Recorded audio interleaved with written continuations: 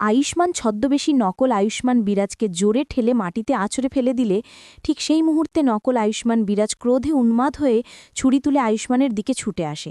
ঠিক সেই মুহূর্তে গয়না ছদ্মবেশী নকল আয়ুষ্মান বিরাজকে দৃঢ়ভাবে টেনে চেপে ধরে এবং সেই সাথে বলে, বিরাজ, তোমার এই ছলনাময়ী খেলা এখন থাম, এবার সকলের সামনে তোমার সত্যিকারের মুখোশ খুলে ফেলো।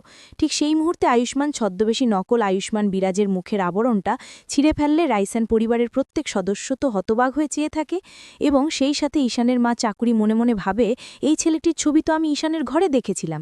এরপরে চাকুরি রাইসেন পরিবারের সকলকে বিরাজের ছবিটা দেখিয়ে বলে, এই ছবিটা তো আমি ঈশানের ঘরে পেয়েছিলাম, আর এই ছদ্মবেশী বিরাজ ঈশানকে বলতো কিভাবে চেনো?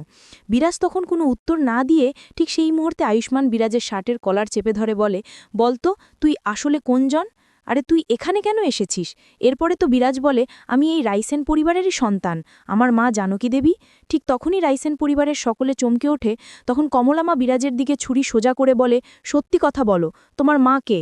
আর এসব নোংরা মিথ্যে গল্প আমাদের শোনাতে হবে না। ঠিক তখনই বিরাজ বলে, আমাকে এখনও বিশ্বাস করতে পারছো না?